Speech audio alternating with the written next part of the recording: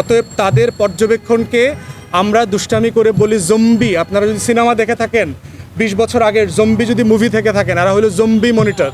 এরা কোনো official election observer না। দেখেন, বিদেশি পর্যবেক্ষকদের ব্যাপারে আমরা বারবার আপনাদেরকে বলেছি যে অফিসিয়ালি ইউরোপ আমেরিকা থেকে কোনো প্রতিনিধি দল আসে নাই। আজকেও আমি টুইটারে দেখলাম, আপনার এক্সে একাধিক দূতাবাস বাংলাদেশে টুইট করে এক্সে মন্তব্য করেছে যে আমাদের অফিসিয়াল দাপ্তরিক কোনো নির্বাচনী পর্যবেক্ষক ছিল না। অতএব বিদেশি একজন আসা মানেই কানাডার একজন নাগরিক অথবা আমেরিকার একজন নাগরিক অথবা আপনার ব্রিটেনের একজন নাগরিক আসা মানে এটা না যে একজন রাষ্ট্রীয় অথবা ওই দেশের সরকারি কোনো পর্যবেক্ষক আসছে। তেমনটা কিছুই ছিল না। আওয়ামী লীগের নেতাকর্মীরা বারবার এই মিথ্যাচারগুলো করছে। যারা এসছেন তারা ব্যক্তিগত নাগরিক হিসাবে আসছে, এবং আমি এর আগেও আপনাদেরকে বলেছি যে এই পর্যবেক্ষকরা হচ্ছে বাংলাদেশে হলিডে করতে আসছে। তারা প্যাকেজ ট্যুরে আসছে, 5 স্টার প্যাকেজ ট্যুর। বাংলাদেশে 5 স্টার হোটেলে থাকবে, $10,000 করে তারা ক্যাশ পাবে, বিজনেস ক্লাসের টিকিট নিয়ে তারা বিমানে আসা যাওয়া করেছে। এই ফ্যাসিলিটিতে তারা বাংলাদেশে আসছে এবং ঘুরে ফিরে যাচ্ছে। যে 8 থেকে 10% ব্যাপারে একজন মন্তব্য করেছেন, আমি ওনাকে ধন্যবাদ জানাই যে উনি এই প্যাকেজ ট্যুরে আসার পরেও ভুল করে একটা সত্য কথা বলে ফেলেছেন।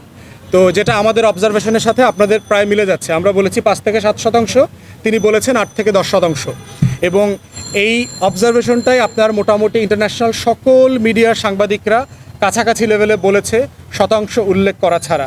তাই আমরা বারবার বলেছি যে নর্থ কোরিয়া মার্কা নির্বাচন এদেশে যে হবে এবং হচ্ছে, এটা আমরা গত 3 মাস থেকে আপনাদেরকে বলেছি। Burma, Cambodia, Belarus, north Korea মার্কা নির্বাচন যে শেখ হাসিনা করছে, অফিসিয়ালি এটা নর্থ কোরিয়া হবে। এবং এটাই হচ্ছে আমাদের সংবিধানের সাথে বেইমানি করা হবে। আমাদের সংবিধানে আমাদের রাষ্ট্রের যে ডেফিনিশন দেওয়া আছে সেখানে বলে দেওয়া আছে, রিপাবলিকের কথা বলা আছে, পিপলস রিপাবলিক, গণপ্রজাতন্ত্র। কিন্তু এই নির্বাচনের মধ্য দিয়ে শেখ হাসিনার সিংহাসনে আরোহণ উপলক্ষে এই রিপাবলিক শেষ হয়ে গেছে। এটার নাম হচ্ছে এখন আওয়ামী লীগের রিপাবলিক, আওয়ামী লীগের রাষ্ট্র।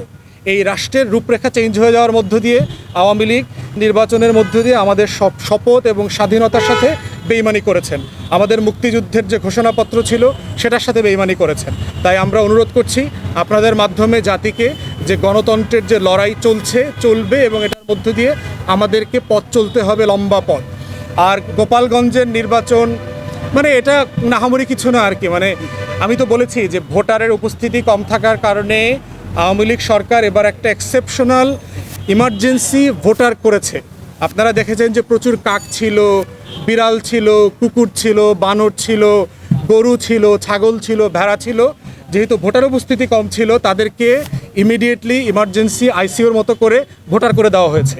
এই কারণে কোনো ভোট কেন্দ্রে ভোটের শতাংশ 100 পার হয়ে গেছে। এছাড়া আর কোনো ব্যাখ্যা নাই এটা।